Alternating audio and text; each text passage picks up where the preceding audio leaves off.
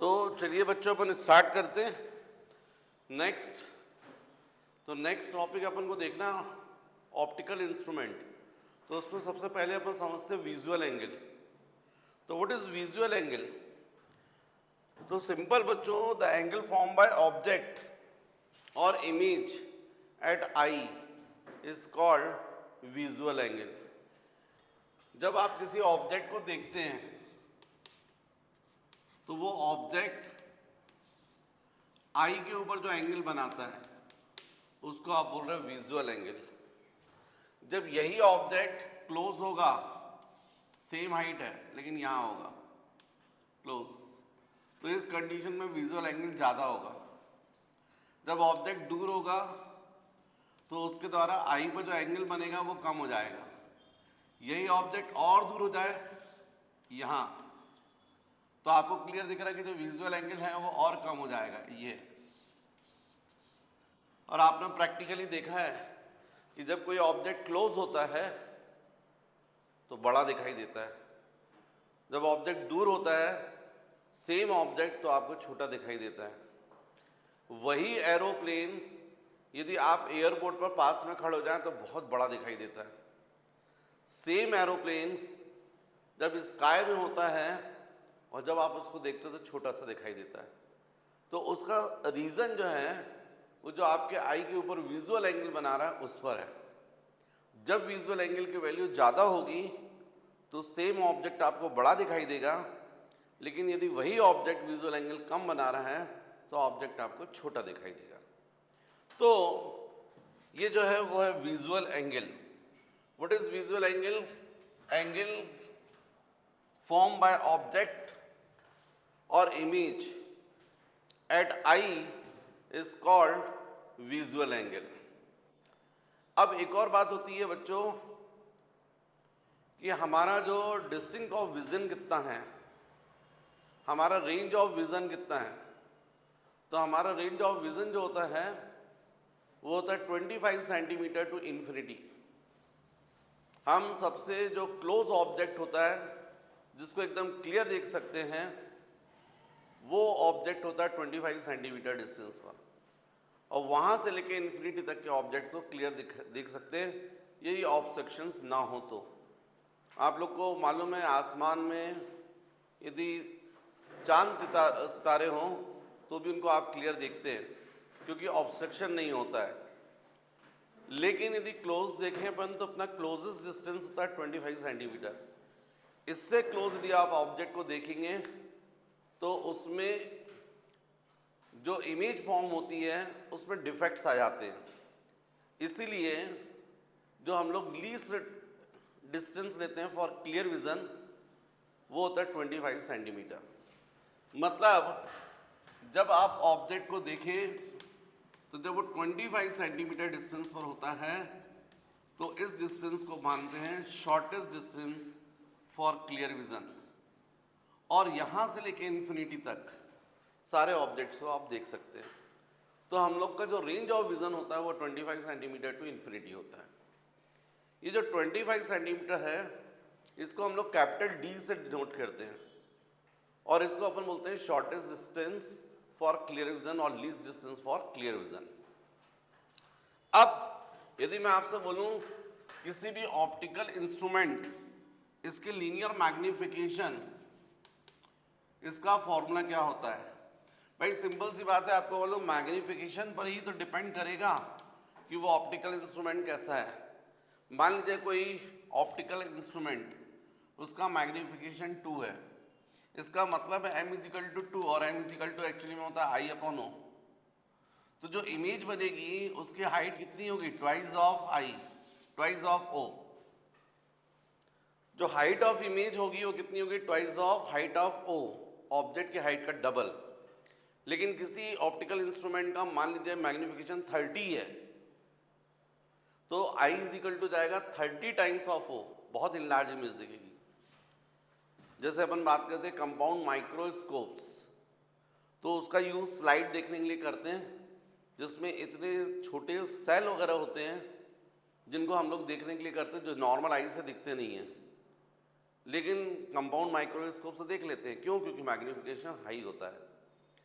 तो किसी भी ऑप्टिकल इंस्ट्रूमेंट से कोई बॉडी हमको क्लियर दिखाई दे, ये डिपेंड करता है मैग्नीफिकेशन पर। मैग्नीफिकेशन की वैल्यू जितनी ज़्यादा होगी उतना हमको वो ऑब्जेक्ट, छोटा ऑब्जेक्ट भी क्लियर दिखाई देगा। तो हर अपन अब जो पढ़ने वाले हैं उसमें ऑप्टिकल इंस्ट्रूमेंट का हम लोग मैग्नीफिकेशन फॉर्मूला पता करते हैं।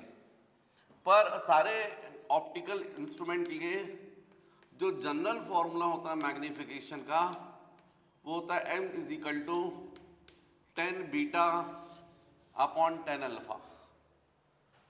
जो जनरल फॉर्मूला होता है ऑप्टिकल इंस्ट्रूमेंट्स के मैग्नीफिकेशन के लिए होता है m is equal to 10 beta upon 10 alpha. यहाँ बीटा जो है वो है visual angle form by image when it is form at short distance for clear vision.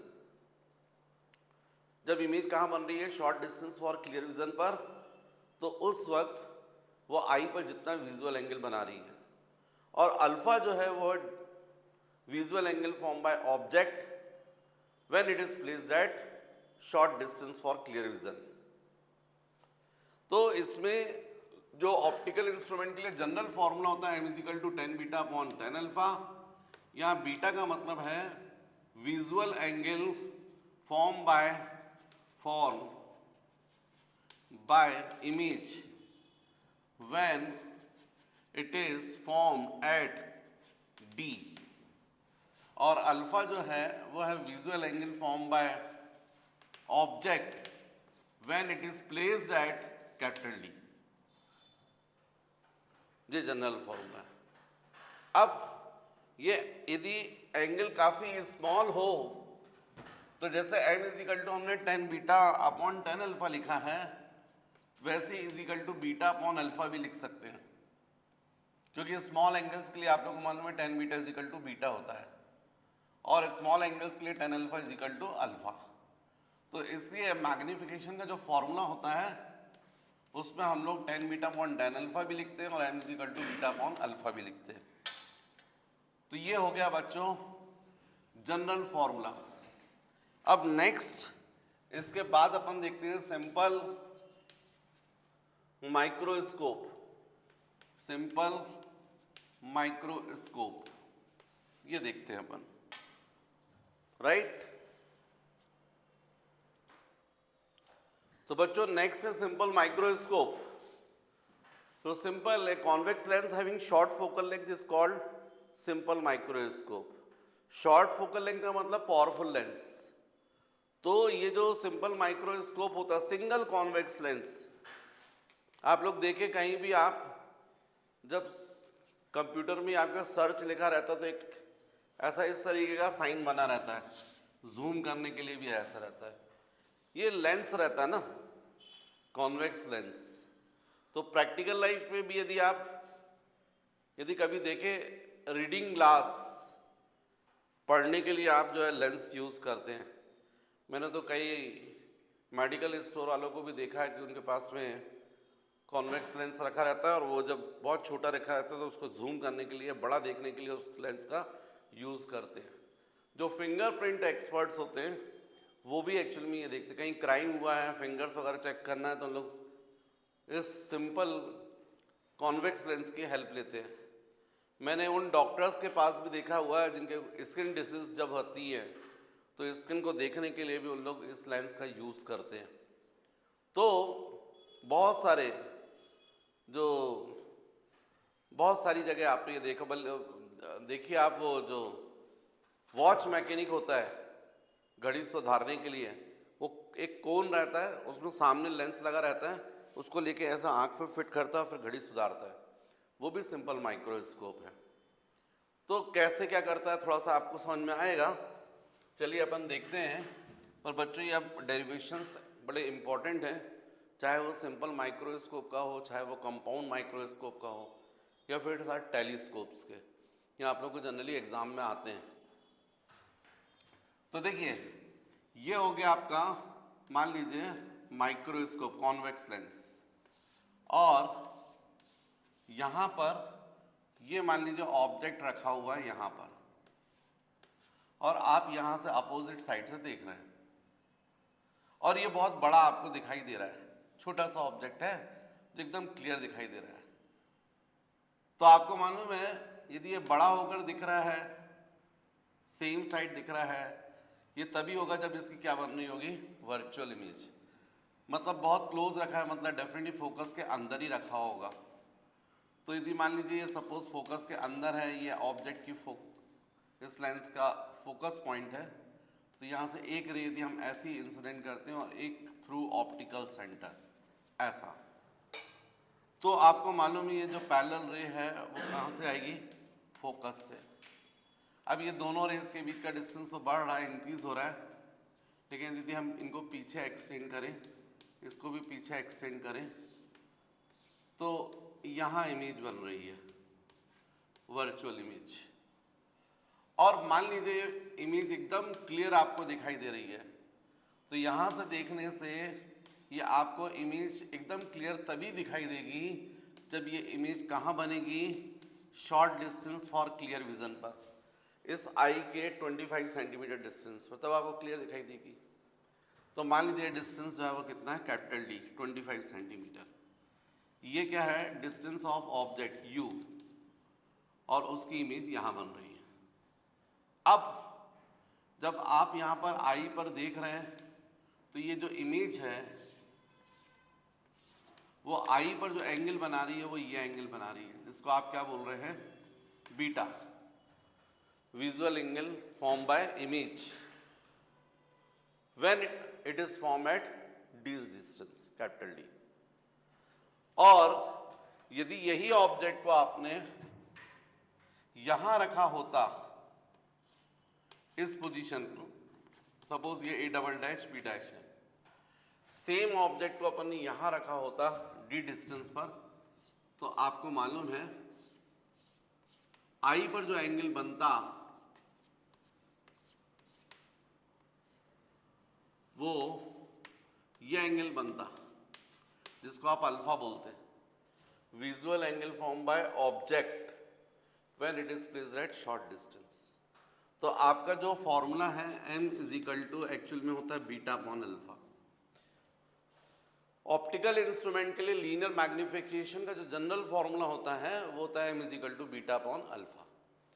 लेकिन यदि एंगल स्मॉल हो तो m बीटा को अपन टेन बीटा लिख सकते हैं, और अल्फा को हम लोग क्या लिख सकते हैं, टेन अल्फा। तो फिर अपन यदि ऐसा है तो इसमें वैल्यू रखें, तो m is equal to ten beta. तो आप देख रही हैं इमेज जो थी इसने आई पर एंगल बनाया, और ये एंगल जो बन रहा है वो बीटा। आप लोग ध्यान से देखिएगा, बोर्ड पर देखिएगा तब समझ में आएगा। ये इमेज ने यहाँ पर एंगल बनाया है बीटा, लेकिन यही एंगल ये भी बना रहा है। ये जो ए बी ऑब्जेक्ट जो आपने यहाँ रखा था वो भी एक्चुअल में यहाँ पर सेम एंगल ही बना रहा है। तो यदि इस ऑब्जेक्ट के हाइट के टर्म्स में अपन टेन बीटा लिखे तो आपका टेन बीटा क्या होगा, परपेंडिकुलर अपॉन बेस। मतलब आप क्या लिखेंगे, A B upon O B, perpendicular upon base. और टेन अल्फा तो आपको दिख रहा है ये A double dash B dash, ये बना रहा है यहाँ पर एंगल। तो आप क्या लिखेंगे, A double dash B dash upon O B dash, O B dash, क्योंकि ये टेन अल्फा के लिए परपेंडिकुलर आ जाएगा और ये बेस जाएगा। लेकिन आपको पता है ए बी और A double dash B dash तो सेम बात है, यही ऑब्जेक्ट को आपने रखा है, ये कैंसिल हो गया। तो m इज इक्वल टू हो जाएगा आपका O B dash upon O B, ये ओ बी डैश न्यूमरेटर में आ जाएगा। तो आपको जो मैग्निफिकेशन फॉर्मूला मिलेगा इस सिंपल माइक्रोस्कोप के लिए, तो आप देखें ओ बी डैश क्या दिख रहा है आपको, माइनस डी, ये इंसिडेंट रे के अपोजिट माइनस डी, और what is O B, minus U. तो यहाँ पर वैल्यू रखेंगे तो आपको जाएगा minus D upon minus U, minus minus cancel, तो m is equal to D upon U. ये जनरल फॉर्मूला मिलेगा, राइट। मतलब यदि आप लेंस के लिए केवल u मेजर कर लें तो मैग्निफिकेशन निकाल सकते हैं, लेकिन बहुत टफ है u मेजर करना बच्चों। जो ऑब्जेक्ट आपको दिख ही नहीं रहा है उसको देखने के लिए तो आप माइक्रोस्कोप यूज कर रहे हो, तो उसका डिस्टेंस कैसे मेजर करोगे। तो इसको जब अपन सॉल्व करते हैं तो उसमें दो केस लेते हैं।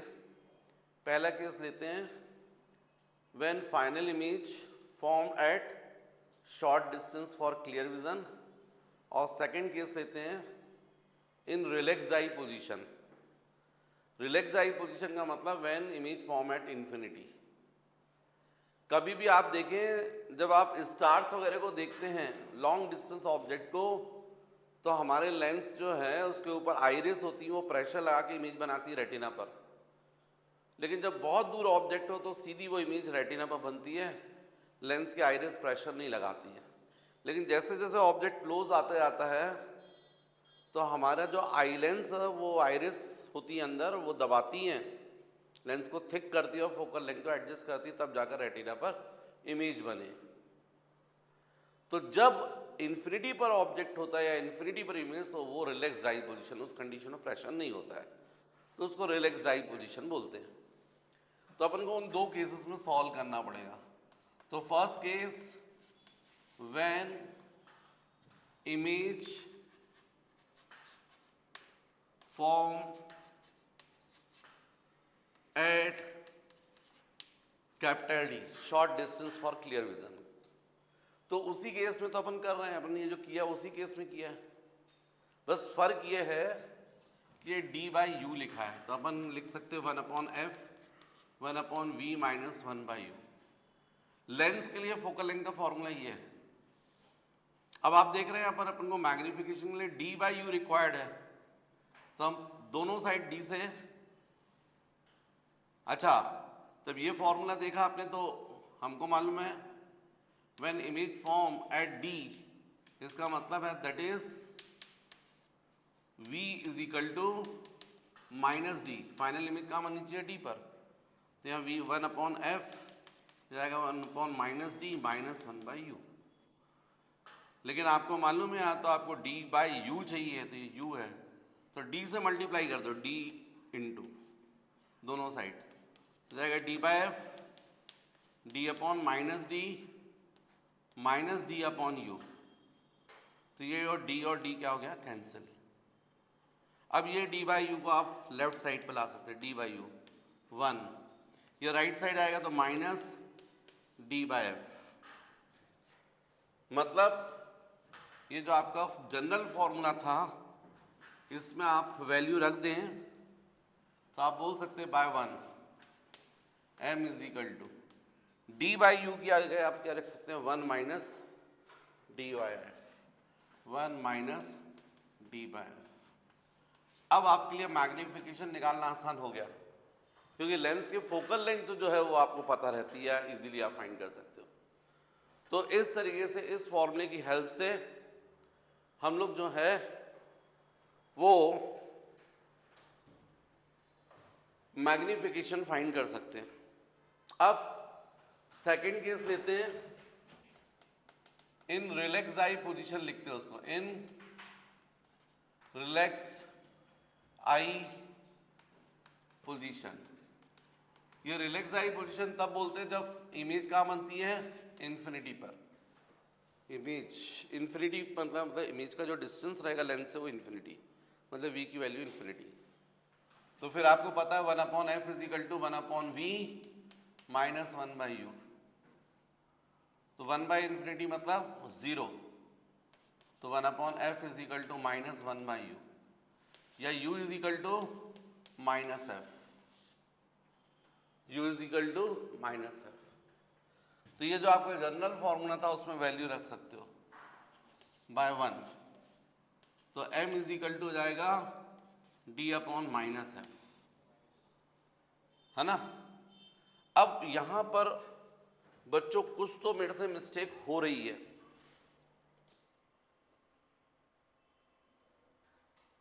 वो गड़बड़ी ये हो रही है बच्चों यहाँ u का साइन मैं नहीं रख रहा हूँ, वो भी रखना पड़ेगा, क्योंकि u आप यहाँ मेजर कर सकते, तो आप फाइंड तो करना नहीं है आपको। तो जब यहाँ पर आपने वैल्यू रखी v की वैल्यू -d, तो u की वैल्यू भी तो माइनस रहेगी ना, क्योंकि जो ऑब्जेक्ट है वो ऐसा दिख रहा है इंसिडेंट रे के अपोजिट। तो जब ये माइनस आप यहाँ रखोगे तो माइनस माइनस क्या हो जाएगा, प्लस। तो ये जाएगा d/u इज इक्वल टू, ये माइनस साइन यहाँ पर है तो ये जाएगा माइनस, और ये है प्लस, ऐसा आएगा। तो -1 को आप जब ट्रांसफर करेंगे तो ऐसा आ जाएगा, d/u is equal to,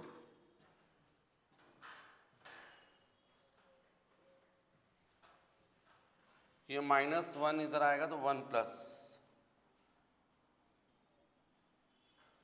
D by, ये यहाँ पर -1 बच रहा है, ये लेफ्ट साइड रहा होगा तो क्या जाएगा 1 plus d/f is equal to d/u, और आपका जनरल फॉर्मूला ये था। तो d/u की जगह वैल्यू रखोगे तो 1 प्लस d/f। अब ठीक है, ये साइन की मिस्टेक हो रही थी, यहाँ भी ऐसे होगा, ये माइनस हो जाएगा तो माइनस माइनस प्लस हो जाएगा, ये प्लस हो जाएगा, और मैग्नीफिकेशन भी प्लस आएगा। एक्चुअली मैग्नीफिकेशन प्लस ही आना चाहिए, माइनस आना भी नहीं चाहिए था, क्योंकि जो इमेज बन रही है वो वर्चुअल बन रही है। क्योंकि m इज इक्वल टू क्या होता है, I/O। यदि I भी प्लस है, O भी प्लस है, तो m भी प्लस। बस मुझे वहीं से पकड़ में आ गया था कि मुझसे कुछ मिस्टेक हो रही है।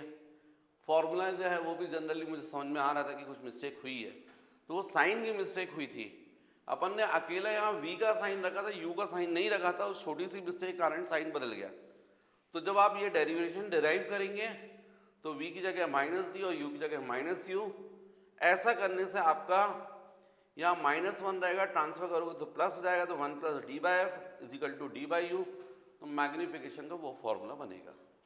और तीसरा जो है रिलैक्स आई पोजीशन में, जिसमें इमेज इन्फिनिटी पे बन रही, तब ये formula m is equal to d/f, right. लेकिन जरा सोच के देखो बच्चों, आप पहली चीज तो मैग्नीफिकेशन जितना हाई होगा उतना आपको क्लियर इमेज दिखेगी, ये बात आप समझ गए। तो मैग्नीफिकेशन हाई कैसे करें, इस जनरल फॉर्मूले से देखो, आप न्यूमरेटर को बढ़ा दो, डिनोमिनेटर को कम कर दो, मैग्नीफिकेशन बढ़ जाएगा। लेकिन d तो अपने हाथ में नहीं है ना, गॉड गिफ्टेड है 25 सेंटीमीटर, आप नहीं बढ़ा सकते। तो u को क्या करना पड़ेगा, कम करना पड़ेगा। u को कम करने का मतलब ऑब्जेक्ट को बहुत क्लोज रखोगे लेंस के। इसीलिए कभी देखो, जो वॉच मैकेनिक में बोल रहा हूं आपको, जब घड़ी सुधारते हैं तो वॉच को ऐसे क्लोज रखते हैं और फिर सुधारते हैं। u की वैल्यू क्या होनी चाहिए, बहुत कम,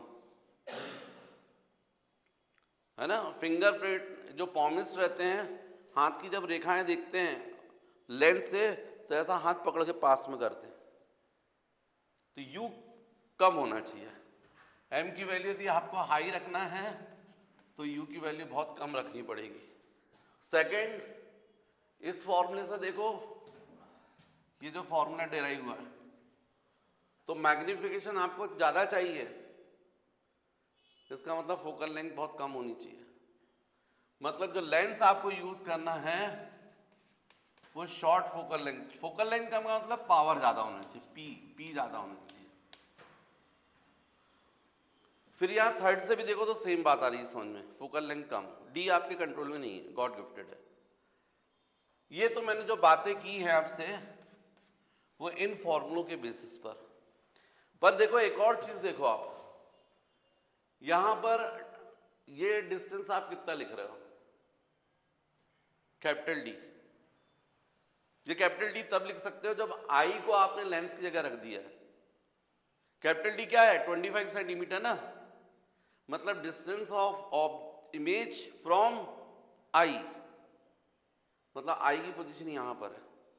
क्या प्रैक्टिकली आई को आप लेंस के अंदर घुसेड़ सकते हो क्या, नहीं, कुछ तो डिस्टेंस रहेगा ना। ये आई और लेंस के बीच का कुछ तो डिस्टेंस रहेगा। सपोज ये डिस्टेंस ए है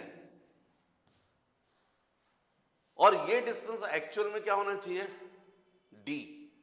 यदि आई यहां है, इमेज यहां बन रही है और आपको क्लियर दिखाई दे रही है, तो इस डिस्टेंस को आप क्या बोलोगे? 25 centimetre, least distance for clear vision. तो एक्चुअल में ये डिस्टेंस क्या होना चाहिए था? d, और ये डिस्टेंस होना चाहिए था a, distance between lens and I.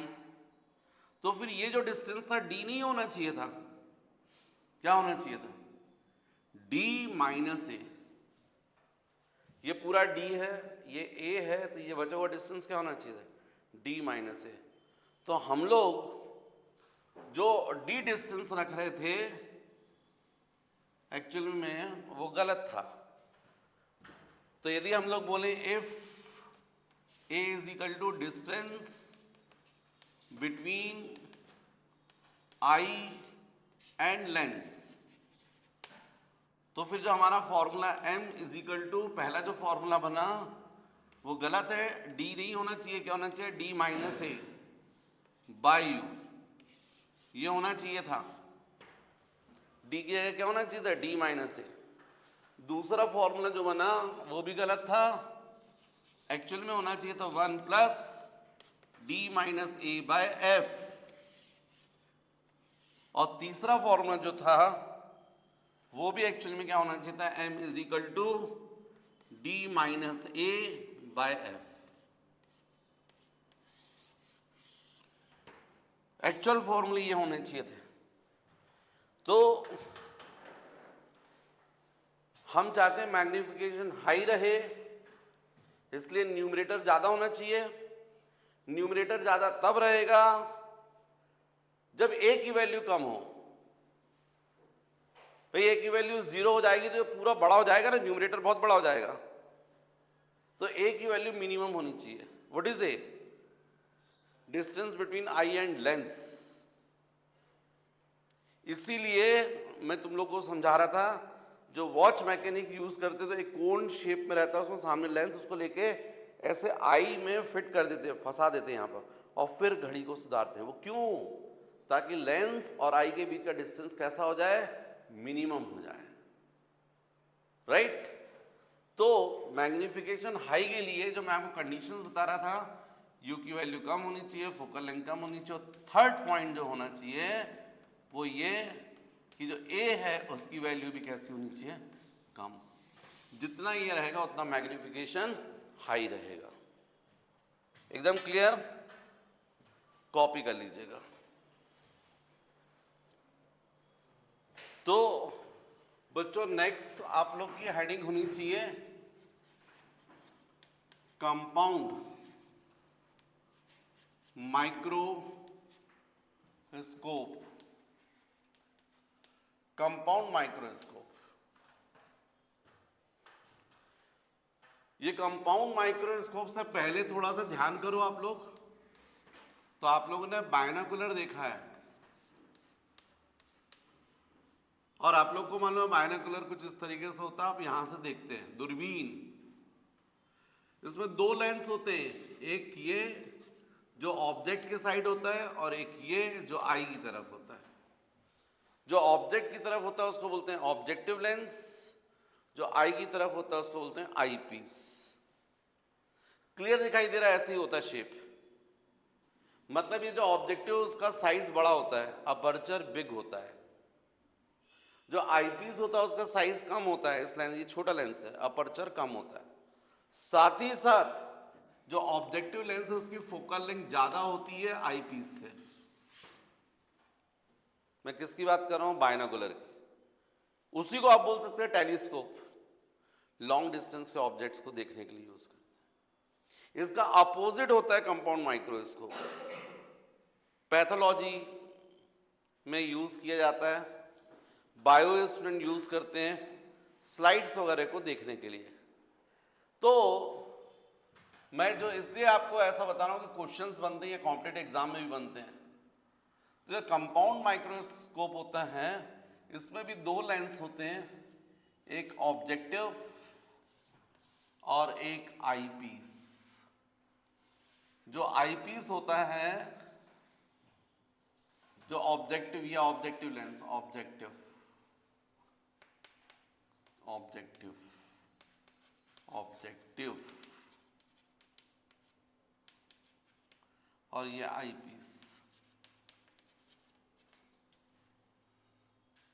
तो ऑब्जेक्टिव लेंस का अपर्चर स्मॉल होता है, आईपीस का अपर्चर बिग होता है, साथ ही साथ जो ऑब्जेक्टिव लेंस है उसकी फोकल लेंथ कम होती है और आईपीस की फोकल लेंथ ज्यादा होती है। मतलब ऑब्जेक्टिव लेंस ज्यादा पावरफुल होता है, जो जिसकी फोकल लेंथ कम वो ज्यादा पावरफुल। तो इन दोनों में ज्यादा पावरफुल ऑब्जेक्टिव लेंस होता है। 19-20 का हालांकि दोनों लेंस पावरफुल रहते हैं, पर इसका पावर ज्यादा होता है इससे। यदि आप दोनों ये पावरफुल कर रहे हो तो इसको और पावरफुल करना पड़ेगा आपको, तब जाकर आपका ये बिहेव करेगा एज ए कंपाउंड माइक्रोस्कोप। अब मैं पहले ही आपको बोल रहा हूं, आपका नेम से समझ में आ रहा है, माइक्रोस्कोप बोल रहे हो आप, मतलब माइक्रो ऑब्जेक्ट्स को देखने के लिए, मतलब जो सेल वगैरह होते हैं, स्लाइड्स वगैरह जो होती हैं उनको देखने के लिए यूज करते हैं। तो मैग्निफिकेशन बहुत ज्यादा होना चाहिए। तो मान लीजिए ऑब्जेक्टिव लेंस जो है, फॉर एग्जांपल इसका मैग्निफिकेशन 2 है, आईपीस का मैग्निफिकेशन 3 है, तो टोटल कंपाउंड माइक्रोस्कोप का मैग्निफिकेशन होता है 2 × 3 6। फर्स्ट लेंस ऑब्जेक्टिव का मैग्निफिकेशन m1 सपोज, सेकंड का मैग्निफिकेशन आईपीस का m2, तो पूरे माइक्रोस्कोप का होता है m1 × m2। तो इसमें सबसे पहले तो आपको डायग्राम जो है वो भी रफ कॉपी में बना बना के रट लेना चाहिए, क्योंकि आपको केवल डायग्राम बनाने के लिए जाता है। तो जो ऑब्जेक्टिव लेंस है इसके सामने मान लीजिए यहां पर ऑब्जेक्ट है ए बी। इस ऑब्जेक्टिव लेंस की इमेज रियल भी बननी चाहिए और इनलार्ज भी बनना चाहिए। ऐसी बनती है, ऐसी, ये फोकस से आ रही है, एक पैरेलल रहती है। एक ऑप्टिकल इंस्ट्रूमेंट, ऑप्टिकल सेंटर से तो स्ट्रेट निकल जाएगी और एक पैरेलल टू प्रिंसिपल एक्सिस ही जाएगी थ्रू फोकस। किसका फोकस? ऑब्जेक्टिव का। यहां भी ये फोकस स्वाभाविक है कि रियल इमेज बन रही है, मतलब ऑब्जेक्ट फोकस के बाहर ही है। फिर ये जो इमेज बनी है वो इमेज आईपीस के लिए बिहेव करती है एज ए ऑब्जेक्ट, और ये बननी चाहिए आईपीस के फोकस के अंदर, तब ये इसको क्या बनाएगा? Virtual image. तो एक ये पैरेलल रे ले लो और एक ले लो थ्रू ऑप्टिकल सेंटर। ऐसा जो पैरेलल रे ली है वो फोकस से होके जाएगी, ये तो पीछे एक्सटेंड करेंगे इसको इसको इसको इसको इसको इसको, ये तो इसका मतलब यहां इमेज बन रही है ए डबल डैश। ये ए बी ऑब्जेक्ट की image A dash B dash, और आईपीस से जो इमेज बन रही है A double dash B double dash. देख रहे हैं आप लोग? ये जो डिस्टेंस है इसको आप बोलोगे U O, distance of object from optical centre. ये जो डिस्टेंस रहेगा इसको आप बोलेंगे V O, distance of image from objective.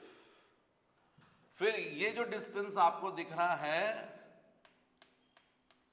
यह है distance of object from eyepiece, इसलिए हम लोग इसको यूई से डिनोट करते हैं। और ये जो डिस्टेंस है इमेज, जो फाइनल इमेज बन रही है और आपको क्लियर दिख रही है यहां से, ये तभी दिखेगी जब कितने डिस्टेंस पर बनेगी? D distance, short distance for clear vision. तो इसलिए इस डिस्टेंस को एक्चुअली में वी है, पर इज इक्वल टू अपन क्या लिखते हैं? D, distance of image from eyepiece. अब यहां पर मैंने बोला आपको magnification for objective, magnification for objective lens, objective lens. तो सपोज आप बोलते हैं m1, तो m1 is equal to I upon O, तो आपको I1 दिख रहा है,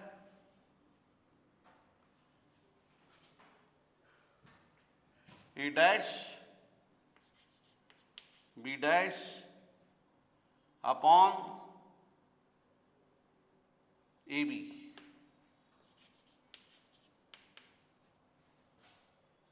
definitely A dash B dash negative होगा, इन्वर्टेड इसलिए, upon A B is equal to M is equal to और क्या होता है v बाई यू।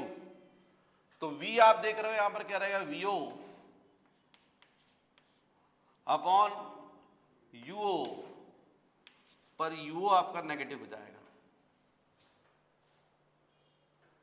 अब यही मैं बोलूं आपको magnification for eyepiece, magnification for eyepiece.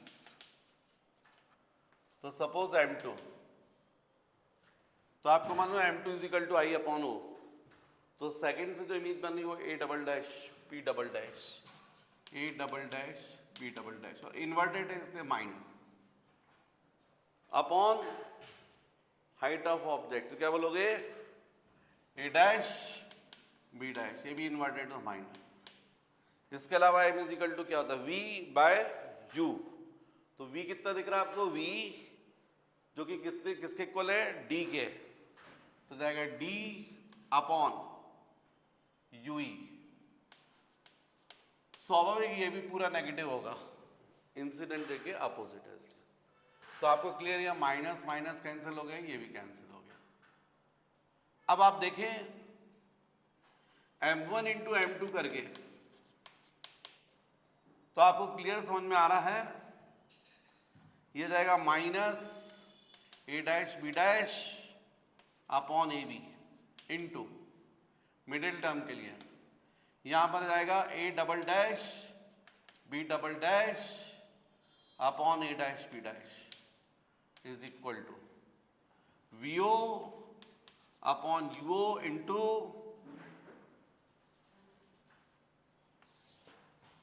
और इज इक्वल टू, यदि राइट साइड वाली को मल्टीप्लाई करें तो V O upon minus U O into D upon U E, ऐसा आ जाएगा। आप मिडिल टर्म में देखें तो ए डैश बी डैश क्या हो गया, कैंसिल हो गया। तो क्या बचा आपका m1 into M2 is equal to minus A double dash B double dash upon A B.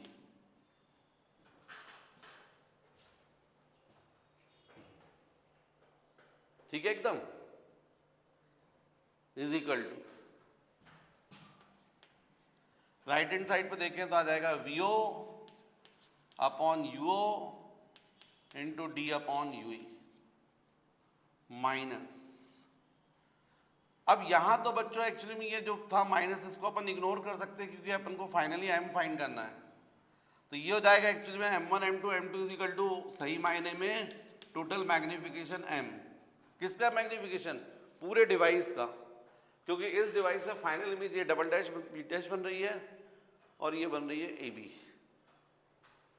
मतलब मैं यदि चाहूं तो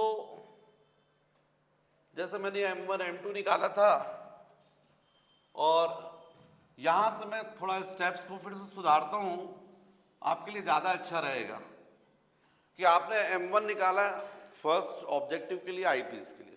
अब मैं पूरे इंस्ट्रूमेंट के लिए मैग्निफिकेशन बोलूं तो अपन बोल सकते हैं फॉर कंपाउंड माइक्रोस्कोप, इसके मैग्निफिकेशन m। तो m इज इक्वल टू आप क्या बोलोगे, A double dash B double dash upon A dash B dash, ऐसा बोलोगे आप। फाइनल इमेज ये बन रही है, ये ऑब्जेक्ट है A B sorry, original object ये है और फाइनल इमेज ये बन रही है। तो पूरे माइक्रोस्कोप के लिए मैग्निफिकेशन तो आप क्या बोलोगे, A double dash B double dash height of image upon height of object. अब इसी को आप कैसा लिख सकते हो, A double dash B double dash upon A dash B dash into A dash B dash upon A B. यही करोगे ना भाई, आप मल्टीप्लाई करोगे ए डैश बी डैश से, ये क्या हो गया m1 और ये क्या हो गया m2। तो total magnification m is equal to क्या आ जाएगा m1 इंटू m2 अब m is equal to m1 की वैल्यू आप निकाल चुके हो, v upon vo upon minus E O, और m2 की वैल्यू क्या आ जाएगी, d अपॉन ue। तो ये आपको मिल गया जनरल फॉर्मूला, जनरल फॉर्मूला। और इस जनरल फॉर्मूले में देखो आप नेगेटिव आ रहा है, आना भी चाहिए, क्योंकि फाइनल इमेज जो बन रही है ओरिजिनल ऑब्जेक्ट की कैसी बन रही है, इन्वर्टेड। पर कोई फर्क नहीं पड़ता ना, पैथोलॉजी में कंपाउंड माइक्रोस्कोप से वो स्लाइड देखते हैं तो जो सेल है ये ऐसा रखा है, लेफ्ट और राइट, इसका उल्टा दिखेगा, क्या फर्क पड़ेगा, राइट लेफ्ट दिखेगा, इसलिए वो माइनस साइन आ रहा है। और ये जो डिस्टेंस होता है इसको बोलते हैं length of tube. Distance between objective and eyepiece is called length of tube. तो length of tube, length of tube L, ये कितना होगा, VO प्लस UE। यहां साइन नहीं लगेगा, डिस्टेंस है, टोटल ऐड करना पड़ेगा, VO प्लस UE। ये लेंथ ऑफ ट्यूब का फॉर्मूला बनेगा। 2। अब इसमें भी अपन को वो दो केस देखने पड़ेंगे। First case when final image form at d distance. बेटा यदि अभी तुम बोर्ड पर नहीं देखोगे, ढंग से नहीं देखोगे, आप डिराइव नहीं कर पाओगे, आप नोट करते रह जाओगे, बाकी कुछ होगा नहीं। बुक में भी प्रिंट है, वो प्रिंट ही रहेगा। आप टीचर्स के पास आते ही इसलिए कि आपके दिमाग में आ जाए, क्लियर इजी हो जाए, वो तभी आएगा जब आप समझोगे। First case when v is equal to minus D, क्या बोलोगे इसको, when final image form at short distance for clear vision. Final image किससे बनेगी, आई पीस से। तो फाइनल इमेज का डिस्टेंस आई पीस से जब बोलोगे तो v ना, VE, और उसको कितना बोलोगे, is equal to minus D. क्योंकि इस फॉर्मूले में एक प्रॉब्लम आ रही है, मैग्निफिकेशन निकालने के लिए डिस्टेंस जो है ना, यूई कैसे नापोगे भाई आप। वो कंपाउंड माइक्रोस्कोप के अंदर ये चलो डिस्टेंस नाप भी लिया आपने ऑब्जेक्ट और इसके बीच का, लेकिन ये डिस्टेंस कैसे नापोगे यूई। तो इसको हम लोग कन्वर्ट करते हैं। तो हम लोग को मालूम है आईपीस के लिए 1/FE is equal to V minus 1/UE। Eyepiece के लिए आप फोकल लेंथ का फॉर्मूला लिखोगे तो क्या लिखोगे, 1/F is equal to 1/V minus 1/U। अब चूंकि आईपीस है तो E लिख दिया। FE मतलब focal length of eyepiece, V मतलब distance of image from eyepiece, और UE distance of object from eyepiece. Value रखो तो आपको पता है 1/FE, V कितना हो जाएगा, माइनस डी, UE कितना जाएगा, माइनस UE, है ना भाई। ये फर्स्ट लेंस से जो इमेज बन रही है वो सेकंड के लिए ऑब्जेक्ट है, तो आप डिस्टेंस ऐसा नापोगे ना, ऐसा मेजर करोगे, इंसिडेंट रे के अपोजिट और डी भी अपोजिट, तो कुल मिलाकर हो जाएगा 1/FE। मतलब यहां पर यदि ध्यान दो फॉर फर्स्ट में, तो आपको रिक्वायर्ड है D/UE, तो both sides multiplied by D, तो ये जाएगा D/FE, ये जाएगा D upon minus D, minus minus plus D upon UE। ये कैंसिल होकर 1 हो जाएगा, ये ट्रांसफर करोगे तो 1 plus D upon FE is equal to D upon UE। इस D अपॉन UE की वैल्यू यहां पर 1 में रख दो, तो हम लोग बोल सकते हैं by 1 magnification M is equal to कितना हो जाएगा बच्चों, minus VO upon UO into D upon UE की जाएगा 1 प्लस D अपॉन FE, ये आ जाएगा, है ना। और लेंथ ऑफ ट्यूब सेम रहेगी, L is equal to VO plus UE, यही रहेगी। Second case when V is equal to infinity, relaxed eye position, image कहां बननी चाहिए? इन्फिनिटी पर। तो 1 upon F E is equal to 1 upon V minus 1 upon U E, 1 upon F E 1 upon infinity minus U E, minus minus plus 1 by infinity 0। तो finally आप देख रहे हैं यहां पर क्या आ गया? U is equal to F E. मतलब ये जो ऑब्जेक्टिव लेंस से जो इमेज बन रही है वो यहां ना बनकर कहां बने? यहां पर, इस आईपीस के फोकस से। तो फिर ये जो रहेगी ऐसी यहां पर इकट्ठी ना होकर कैसी रह जाएगी? ऐसे। आप यहां से देखोगे तो इमेज कहां दिखेगी? इन्फिनिटी पर। तो यदि एग्जाम में आपको डायग्राम बनाने आ जाए रिलैक्स आई पोजीशन में, short distance for clear vision के लिए आएगा तो यही बनाओगे, पर रिलैक्स आई पोजीशन के लिए बनाओगे तो केवल आपको क्या करना है? एफ ई यहां ना बनाकर यहां बना देना। और ये जो ऐसी आकर मिल रही है तो ये A double dash D B dash नहीं बनाना है, बस इनको रेस को क्या करना है? ऐसे पीछे डॉटेड कर देना अप टू इन्फिनिटी।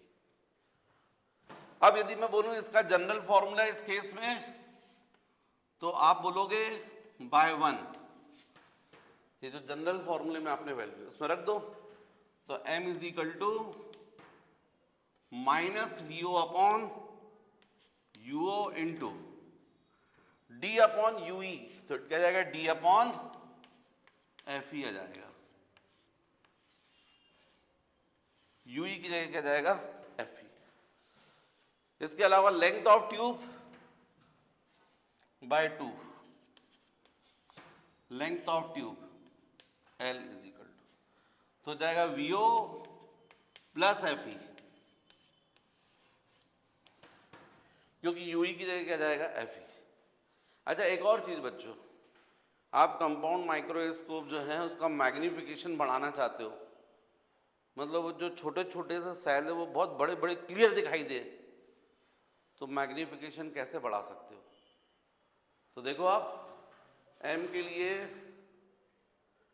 d की वैल्यू ज़्यादा होना चाहिए, जो आपके हाथ में नहीं है, गॉड गिफ्टेड है 25 सेंटीमीटर। vo की वैल्यू ज़्यादा होना चाहिए। What is vo? Distance of image from objective, ये डिस्टेंस ज़्यादा होनी चाहिए। और uo की वैल्यू कम होनी चाहिए। अब uo कम रहेगा तो ऑटोमेटिक vo बढ़ जाएगा। यदि ये जितना कम रहेगा फोकल लेंथ के क्लोज, फोकस के अंदर नहीं, क्योंकि आपको रियल इमेज चाहिए, इसके फोकस के अंदर कर दोगे तो फिर ये ऑब्जेक्टिव क्या करने लगेगा? Virtual image. इसीलिए ये लेंस बहुत पावरफुल रहता है, इसकी फोकल लेंथ बहुत कम रहती है, ताकि आप ऑब्जेक्ट को रखें भी तो कहाँ रखेंगे? फोकस के बाहर। तो ये क्या बनाएगा? Real image. तो यूओ जितना कम, ऑटोमेटिक वीओ की वैल्यू क्या जाएगी? बढ़ जाएगी। तो ज्यादा मैग्निफिकेशन के लिए कंपाउंड माइक्रोस्कोप का यदि आप मैग्निफिकेशन m ज्यादा चाहते हैं तो पहली चीज यूओ की वैल्यू कम होनी चाहिए, ऑटोमेटिक वीओ की वैल्यू क्या जाएगी? बढ़ जाएगी। फिर यूई की वैल्यू भी कम होनी चाहिए, ये बहुत कम होनी चाहिए। जब वीओ ज्यादा रहेगा तो ऑटोमेटिक यूई की वैल्यू क्या जाएगी? कम हो जाएगी। जितने ज्यादा डिस्टेंस बनेगी उतने आईपीस के क्लोज बनेगी। फिर इस फॉर्मूले से सोचो तो आपको ये तो डिस्कशन हो ही गया, बस एफ ई की वैल्यू क्या होनी चाहिए? बहुत कम। थर्ड, एफ ई की वैल्यू भी कम, मतलब आईपीस भी कैसा रहता है? पावरफुल लेंस रहता है। मतलब दोनों लेंस पावरफुल रहते हैं, लेकिन ज्यादा पावरफुल कौन सा रहता है? Objective lens. राइट? कॉपी कर लीजिएगा।